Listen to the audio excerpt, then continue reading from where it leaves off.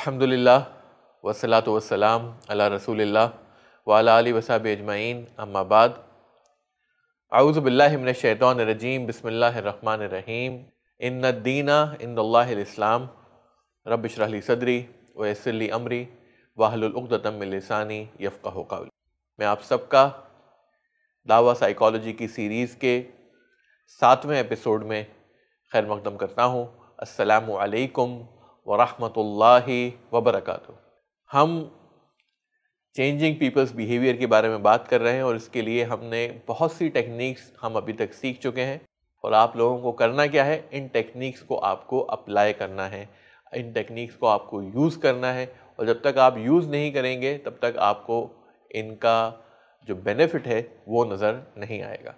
अगर आपको यकीनन इसका बेनिफिट चाहिए तो please please please my request is कि आप इन टेक्निक्स को अप्लाई कीजिए और फिर प्रैक्टिकल नताइज जो है आपके सामने इंशाल्लाह ज़रूर आएंगे। एस्टैब्लिशिंग रेपॉर।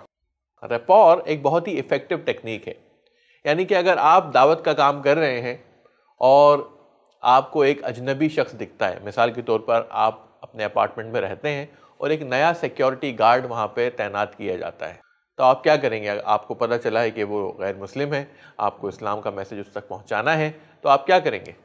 कि आप सीधे जाके उससे कहेंगे हाय हेलो करके आप कहेंगे आप इस्लाम के बारे में जानना चाहते हैं, मैं आपको कुछ इस्लाम के बारे में बताना चाहता हूँ? नहीं। अगर आपने ऐसा किया it will be it will look weird. ये बहुत ही एम्बैरेसिंग सिचुएशन हो जाएगी और वो गार्ड को भी अजीब लगेगा। तो करना क्या है हमें, ताकि सिचुएशन वियर्ड ना हो, ताकि गार्ड को अजीब ना लगे और आप भी एम्बैरस ना हो और उसे भी बुरा ना लगे, तो हमें पहले क्या करना है, वी हैव टू एस्टैब्लिश रेपॉर। यानी कि हमें सामने वाले से पहले ताल्लुक़ बनाना है। तो आप पहले जाइए, हाय हेलो कीजिए उसको, कैसे हैं आप, ठीक हैं। और फिर हो सकता है कि आप कभी लेट नाइट आएँ और आपने देखा कि आपका सिक्योरिटी गार्ड जो है वो जाग रहा है, हो सकता है आपने एक चाय भेज दी उसको कि भाई क्योंकि आप हमारी रखवाली कर रहे हैं, आप तैनात हैं दरवाजे पे अपार्टमेंट के, तो हमारी तरफ से एक अच्छा जेस्चर कि हमने आपको चाय दे दी।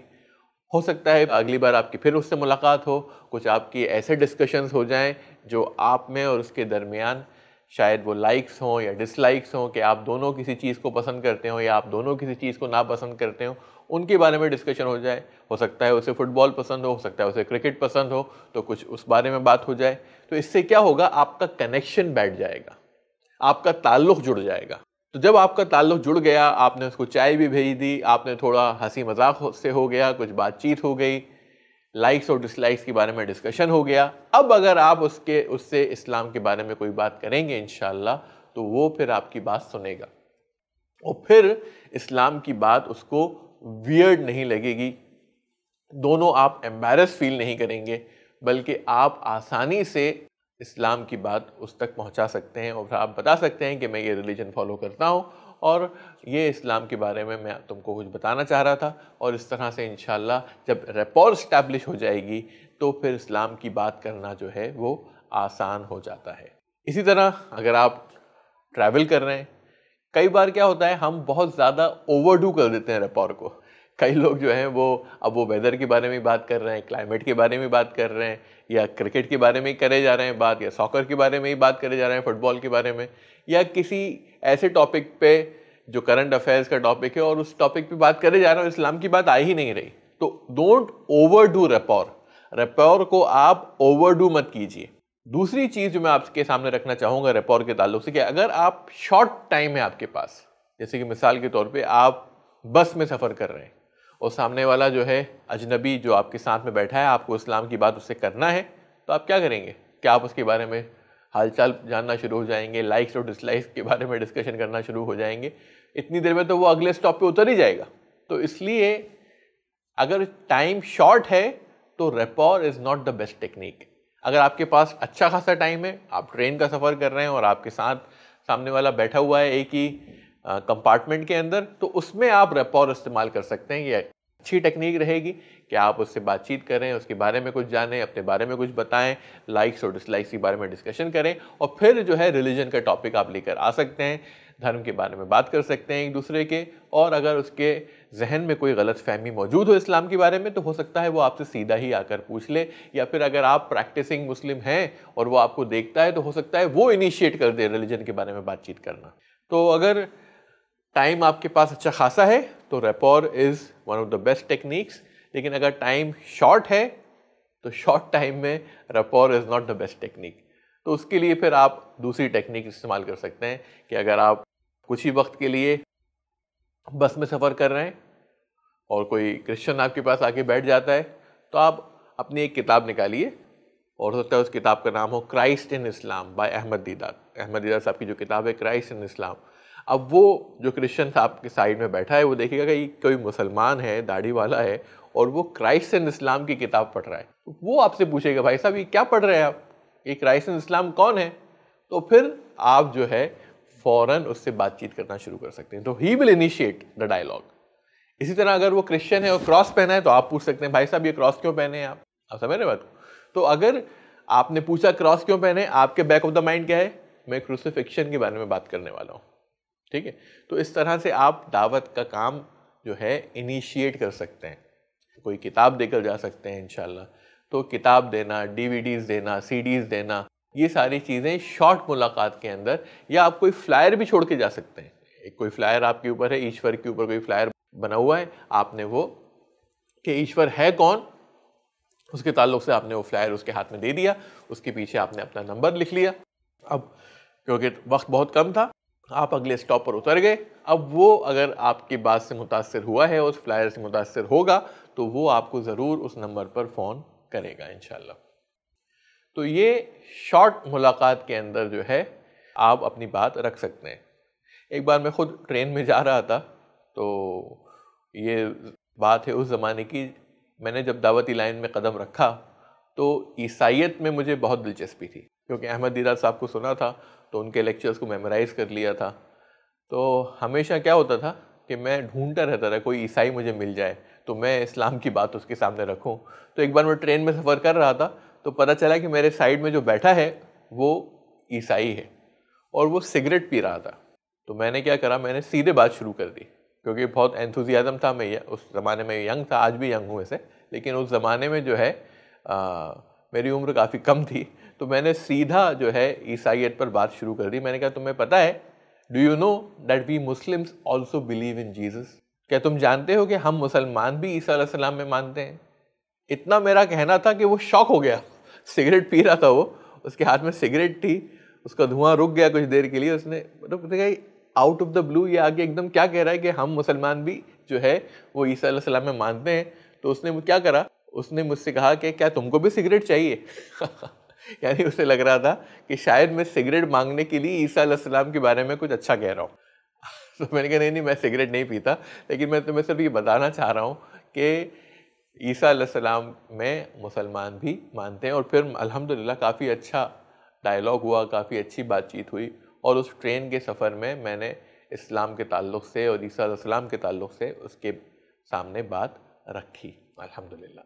तो रैपोर ये एक बहुत अच्छी टेक्निक है।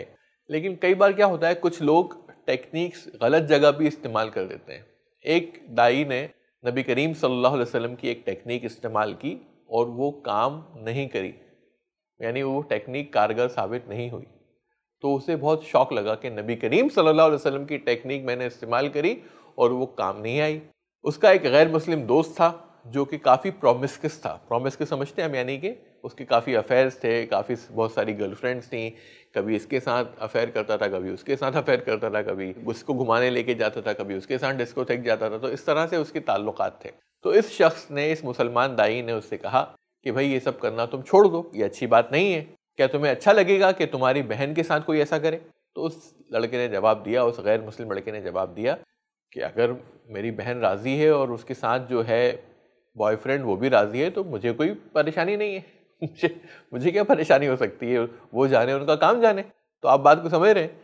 उसने नबी करीम सल्लल्लाहु अलैहि वसल्लम की टेक्निक इस्तेमाल करी। नबी करीम सल्लल्लाहु अलैहि वसल्लम के पास एक नौजवान लड़का आता है और कहता है या रसूलुल्लाह मैं जिना करना चाहता हूँ। ये हदीस आप सबको पता होगी कि उसने कहा कि मैं जिना करना चाहता हूँ। तो नबी करीम सल्लल्लाहु अलैहि वसल्लम ने कहा क्या तुम्हें ये बात अच्छी लगेगी कि तुम्हारी बहन के साथ कोई ये काम करे या तुम्हारी माँ के साथ कोई करे, और नबी करीम सल्लल्लाहु अलैहि वसल्लम ने एक के बाद एक नाम लिए। तो उसने कहा यकीनन मुझे ये बिल्कुल गवारा नहीं होगा कि मेरी बहन या माँ के साथ ये काम कोई करे। तो नबी करीम सल्लल्लाहु अलैहि वसल्लम ने कहा तो फिर तुम किसी और की माँ और बहन के साथ ये कैसे कर सकते हो, और वो शख्स जो है मान गया। लेकिन वही टेक्निक जब इस शख्स ने, इस मुसलमान दाई ने इस गैर मुस्लिम दोस्त के साथ इस्तेमाल की, तो उसने कहा कि हाँ, अगर मेरी बहन करना चाहती है ज़िना तो कोई मसला नहीं है, अगर मेरी माँ ज़िना करना चाहती है तो मुझे कोई मसला नहीं है। तो हुआ क्या कि एक जगह नबी करीम सल्लल्लाहु अलैहि वसल्लम ने जब ये टेक्निक इस्तेमाल करी तो ये काम कर गई, लेकिन जब इस मुसलमान दाई ने ये टेक्निक इस्तेमाल करी तो काम नहीं कर पाई, यानी ये टेक्निक कारगर साबित नहीं हुई। क्या फ़र्क है दोनों में? क्यों एक जगह टेक्निक काम आई और दूसरी जगह काम नहीं आई? क्या लगता है आपको? फ़र्क ये है कि नबी करीम सल्लल्लाहु अलैहि वसल्लम ने इस टेक्निक का इस्तेमाल मुसलमान के ऊपर किया था, और इस मुस्लिम दाई ने इस टेक्निक का इस्तेमाल गैर मुस्लिम पे किया। तो दोनों में ज़मीन आसमान का फ़र्क हो गया। मुसलमान के अंदर गीरा है, गैरत है उसके अंदर कि अगर मेरी माँ और मेरे बहन के साथ कोई ऐसा काम करे तो वो बर्दाश्त नहीं कर सकता। लेकिन जो इंसान इस तरह की सोच नहीं रखता और वो वेस्टर्नाइज कल्चर में मुलव्विस है और उसके लिए प्रॉमिस्कस होना कोई बड़ी बात नहीं है, तो वो फिर उसके ऊपर अगर आप ये गीरा वाली टेक्निक लगाएंगे तो कैसे काम करेगी वो? तो इसलिए हमारे लिए बहुत ज़रूरी है कि we should have proper tools at proper place. आप बात समझ रहे हैं? Proper tools at proper place, यानी सही टूल का इस्तेमाल सही जगह पे करना। ये दाइयों के लिए बहुत बहुत इम्पॉर्टेंट है कि आप कौन सी टेक्निक कहाँ पे इस्तेमाल कर रहे हैं। ऐसा नहीं कि कोई भी टेक्निक आप कहीं भी इस्तेमाल करना शुरू हो जाए, फिर आपको शौक लगेगा कि अरे नबी करीम सल्लल्लाहु अलैहि वसल्लम की टेक्निक काम नहीं कर पाई या कारगर साबित नहीं हुई। तो इसलिए proper tool at proper place, सही टेक्निक सही जगह पर इस्तेमाल करिए इंशाअल्लाह, तो फिर आपको रिजल्ट्स मिलेंगे अल्लाह ने चाहा तो।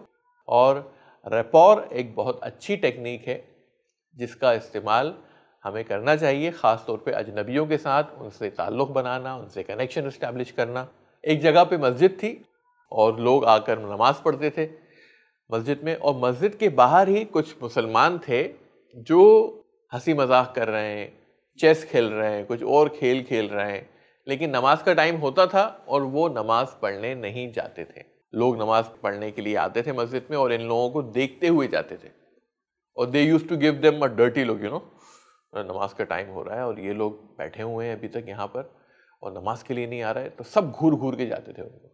कोई भी उनको मुस्कुराता हुआ चेहरा जो है नहीं दिखता था, तो सारे लोग घूर के जाते थे और मस्जिद में चले जाते थे, सारे लोग घूर के जाते थे और मस्जिद में चले जाते थे, और ये लोग जो है अपने खेल में लगे रहते थे और नमाज नहीं पढ़ते थे। तब आप बताइए ऐसे लोगों को अगर मस्जिद में लाना है तो क्या करना चाहिए? और ये रियल लाइफ एग्जाम्पल मैं आपके सामने दे रहा हूँ, ये कोई जहन से बनाई हुई कोई किस्सा नहीं बता रहा मैं आपके सामने, बल्कि ये वाकई में ऐसा हुआ था। तो एक मुसलमान दाई वहाँ पर आया, उसने देखा इन लोगों को कि ये लोग खेल रहे हैं और मस्जिद में नहीं जा रहे हैं, तो उसने क्या करा, उसने कहा अस्सलाम वालेकुम। वालेकुम सलाम, हाउ आर यू, कैसे हैं आप लोग, सब ठीक ठाक तो है? उसने मुस्कुरा कर बात की उनसे पहले दिन।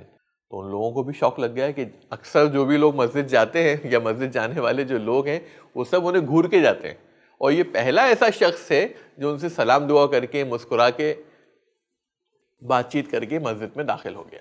अगले दिन क्या हुआ, वो फिर आया वो शख्स, उसने फिर सलाम दुआ की, हाथ माथ पे लाया, और इस बार उसने सबको कैंडीज दे दी, चॉकलेट्स जो होती हैं वो सबको तकसीम कर दी, और बिना कुछ कहे वो मस्जिद में दाखिल हो गए। लोग खुश हो गए कि अरे वाह, ऐसे भी लोग हैं जो मस्जिद जाते हैं और हम लोग मस्जिद नहीं जाते, लेकिन उसके बाद भी हमें कैंडीज देते हैं।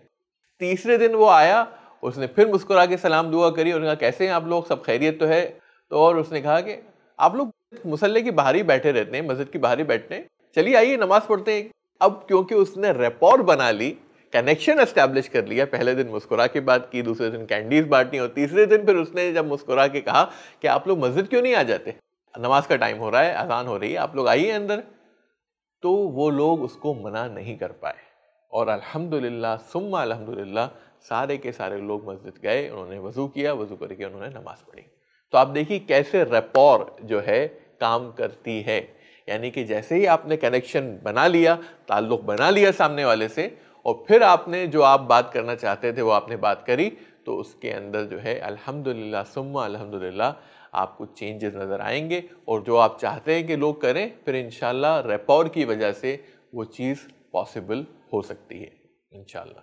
अभी तक हमने जो टेक्निक्स सीखी हैं वो चेंजिंग पीपल्स बिहेवियर, यानी लोगों की आदतें कैसे बदलें, लोगों की बुरी आदतें कैसे छुड़वाएं, लोगों के बिहेवियर में कैसे चेंज लाएं। अब हम बात करेंगे चेंजिंग पीपल्स माइंड्स, यानी कि लोगों के जहन को कैसे चेंज करें, उनकी सोच को कैसे बदलें।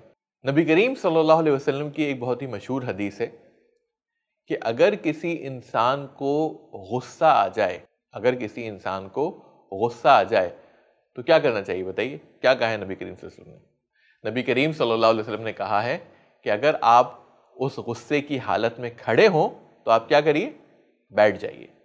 अगर आप बैठे हो तो आप लेट जाइए, या फिर आप वुजू कर लीजिए, तो आपका गुस्सा जो है ठंडा हो जाएगा। तो मेरा कहने का मकसद ये है कि there is a huge link between body and mind. जहन का और बॉडी का बहुत बड़ा ताल्लुक है, यानी कि अगर फिजिकल पोजीशन में चेंज आता है तो उसका असर माइंड पर होता है। मिसाल के तौर पर अगर आप कोई बुरी खबर सुनते हैं तो क्या होता है, लोगों को अगर बुरी खबर होती है तो उनको हार्ट अटैक आ जाता है। तो आप सोचिए बुरी खबर कहाँ सुनी, जहन पे असर हुआ, लेकिन उस जहन पे जो असर हुआ उसका असर हुआ कहाँ, बॉडी पे, दिल पे असर हो गया उसका, फिजिकल बॉडी पे असर हो गया उसका। आपको स्ट्रेस है, स्ट्रेस की बीमारी है, आपको बहुत ज्यादा आप टेंशन ले लेते हैं चीजों का, तो क्या होता है आपके पेट में अल्सर हो जाते हैं। अब पेट में अल्सर है स्ट्रेस आपको, लेकिन अल्सर इफेक्ट कहाँ हो रहा है, आपका पेट में अल्सर हो रहा है आपको। तो आप देखिए कि बॉडी और माइंड इन दोनों का बहुत गहरा ताल्लुक है, बहुत गहरा ताल्लुक है। तो अगर फिजिकल पोजीशन चेंज होगी तो आपके मेंटल पोजीशन पर भी उसका असर पड़ेगा। जैसे कि नबी करीम सल्लल्लाहु अलैहि वसल्लम ने कहा कि अगर तुम्हें गुस्सा आए और तुम खड़े हो तो अगर तुम बैठ जाओगे तो उसका तुम्हारे गुस्से पे असर पड़ जाएगा, गुस्सा कम हो जाएगा। अगर तुम बैठे हो तुम लेट जाओगे तो तुम्हारा जो है गुस्से में कमी आ जाएगी। और अगर तुम गुस्से में वजू कर लोगे, यानी कि ठंडे पानी से आपने वजू कर लिया गुस्से की हालत में, तो क्या होगा, गुस्सा भी उस ठंडे पानी से ठंडा हो जाएगा। तो आप देखिए फिजिकल पोजीशन का असर मेंटल पोजीशन पर हो रहा है। मिसाल के तौर पर नमाज की हालत में, यानी जब हम नमाज पढ़ते हैं तो क्या होता है, नमाज की हालत में हमारी जो फिजिकल पोजीशन है, अल्लाह ताला ने हमें इस तरह की पोजीशन बताई है कि अगर हम वो पोजीशन नहीं रखेंगे तो हमारा जो मेंटल स्टेट होना चाहिए नमाज में वैसा भी नहीं रहेगा। यानी कि हमें नमाज की हालत में कहाँ देखना है, सजदे की जगह पे देखना है नमाज की हालत में, और हमें हाथ यहाँ रखना है। आप समझ रहे हैं, हाथ बांधना, सजदे की जगह पे देखना। अगर मैं नमाज की हालत में ऐसे देखने लगूं, हाथ पीछे कर लूं या ऐसे खड़े हो जाऊं नमाज की हालत में, तो क्या मैं इबादत जो मुझे अल्लाह की जिस तरह से करना चाहिए उस तरह से मेरा नमाज में मेंटल स्टेट मेरी रहेगी? बताइए आप, नहीं रहेगी। अगर मैं ऊपर देखने लगूं, साइड पे देखने लगूं, ऊपर नीचे देखने लगूं नमाज की हालत में, लेकिन अगर मैं सजदे की जगह पे ही देखूंगा और हाथ ऐसे करके खड़ा होऊंगा अल्लाह के सामने, तो फिर मेरा मेंटल स्टेट मेरी फिजिकल स्टेट से मैच करेगा, वरना फिर मैं खुशू के साथ, खुजू के साथ नमाज अदा नहीं कर पाऊंगा। तो इसलिए नमाज के अंदर भी जो नबी करीम सल्लल्लाहु अलैहि वसल्लम ने कहा है कि कब बैठना है, कब रुकू करना है, कब सिजदा करना है, ये सारी चीज़ें बहुत ज़रूरी हैं ताकि आपकी जो मेंटल स्टेट है वो आपकी फिजिकल स्टेट से मैच कर सके। एक दाई कुछ नन से बात कर रहा था और बात करते करते क्या हुआ, नमाज का टाइम हो गया।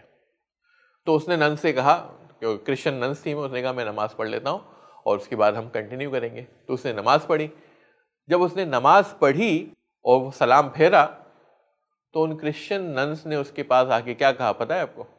ये सच्चा किस्सा है। उन्होंने कहा कि हम 20 साल से, पिछले 20 साल से हम ये ढूंढ रहे थे कि जब हम ईश्वर के सामने खड़े हों या ऊपर वाले के सामने खड़े हों प्रेयर के लिए, तो उस टाइम पर हमारी फिजिकल पोजीशन क्या होना चाहिए।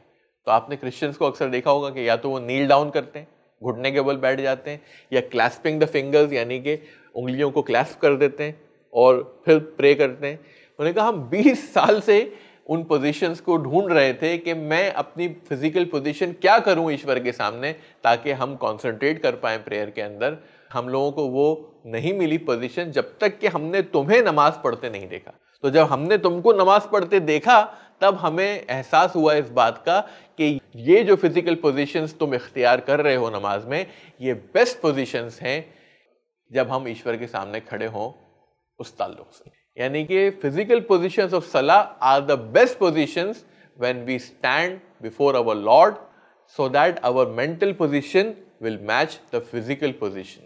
तो उन नन्स ने कहा कि ये हमें लगता है सबसे बेस्ट पोजीशन है, सजदे में जाना, रुकू करना वगैरह वगैरह। अल्हम्दुलिल्लाह। और हम देखते हैं कि जिस तरह से मुसलमान प्रे करते हैं उसी तरह से जो है ईसा अलैहिस्सलाम ने भी प्रे करा। जब वो गार्डन ऑफ गेत्सेमनी में थे तो उन्होंने क्या कहा अपने डिसाइपल से, उन्होंने कहा तुम यहीं रुको और मैं आगे जाके प्रे करता हूँ, so that I pray yonder. और उन्होंने क्या करा, he went a little further, fell on his face and prayed to God. तो ईसा अलैहिस्सलाम ने भी जैसे हम सजदा करते हैं वैसा सजदा किया और फिर अल्लाह की इबादत की, इवन बाइबल के हिसाब से। तो जैसा कि मैंने कहा कि बॉडी और माइंड का बहुत गहरा ताल्लुक है। साइकोलॉजिस्ट कहते हैं कि अगर आप कोई किताब पढ़ रहे हैं और अगर आप उल्टे होकर किताब पढ़ने लगे तो क्या पढ़ पाएंगे बताइए? सीधी हालत में ही किताब पढ़ सकते हैं। आपने अपना सर नीचे कर लिया और धड़ ऊपर कर लिया तो क्या आप किताब पढ़ पाएंगे? नहीं पढ़ पाएंगे आप। साइकोलॉजिस्ट कहते हैं कि अगर आपका मूड बहुत अच्छा है और आप 5 मिनट के लिए सिर्फ फ्राउन कीजिए, बहुत अच्छे मूड में आप घर पे आए और 5 मिनट आप बस ऐसा करिए, तो आपका जो अच्छा मूड है वो बुरे मूड में तब्दील हो जाएगा। अगर आपका मूड बहुत खराब है, साइकोलॉजिस्ट कहते हैं कि आप सिर्फ 5 मिनट के लिए स्माइल कीजिए, खराब मूड में भी आप सिर्फ स्माइल कीजिए जबरदस्ती, तो धीरे धीरे आप देखेंगे कि उन 5 मिनटों के अंदर आपका जो खराब मूड है वो अच्छे मूड में तब्दील हो जाएगा। तो इसलिए आपकी बॉडी का लिंक जो है माइंड से बहुत गहरा है और इसीलिए जो है उसका असर, यानी माइंड पे जो चीज़ असर करती है उसका असर बॉडी पे दिखता है और बॉडी से जो आप करते हैं उसका असर माइंड पर होता है। इस बार हमने जो टेक्निक सीखी हैं चेंजिंग पीपल्स बिहेवियर के ताल्लुक से हमने कुछ बातें रखी और हमने रेपॉर के बारे में जाना, यानी कि कैसे लोगों से कनेक्शन एस्टैब्लिश किया जाए और फिर दावत का काम किया जाए। अगर आप किसी अजनबी से सीधे जाकर दावत का काम करेंगे, सीधे जाकर इस्लाम की बात करेंगे तो बहुत वियर्ड लगेगा, अजीब लगेगा, वो भी समझ नहीं पाएगा आप क्या कह रहे हैं और आपको भी अंदर से पूरा एम्बैरस फील होगा। लेकिन अगर आप एक बार उससे ताल्लुक़ बना लेंगे, लाइक्स और डिसलाइक्स के बारे में डिस्कशन कर लेंगे, कनेक्शन बैठ जाएगा आपका उससे, और उसके बाद अगर आप उससे इस्लाम की बात करेंगे तो इंशाल्लाह आपके लिए भी आसानी होगी और उसके लिए भी। और फिर हमने देखा कि हर बार रेपॉर बेस्ट टेक्निक नहीं है। अगर शॉर्ट टाइम है आपके पास तो rapport is not the best technique. और फिर हमने माइंड के बारे में बात करी कि कैसे हमारा जो जहन है या हमारा जो माइंड है उसका कैसे बॉडी से लिंक है, बॉडी का लिंक कैसे माइंड से है। अगर बॉडी में चेंजेस आते हैं तो माइंड पर इफेक्ट होता है, अगर माइंड में चेंजेस आते हैं तो बॉडी पर इफेक्ट होता है। तो ये कुछ टेक्निक्स थी चेंजिंग पीपल्स माइंड्स के ताल्लुक से। और मैं एक बार फिर आपसे गुजारिश करूंगा कि जो भी टेक्निक्स आप यहाँ पर सीख रहे हैं या आपको पता चल रही हैं, please apply it in your life. आप प्रैक्टिकली उसे अप्लाई करेंगे तो आपको रिजल्ट्स भी देखने मिलेंगे इंशाअल्लाह। व आखिरु दावाना अनिल हम्दुलिल्लाहि रब्बिल आलमीन। ऐसे ही और वीडियोस बनाने में हमारी मदद करें।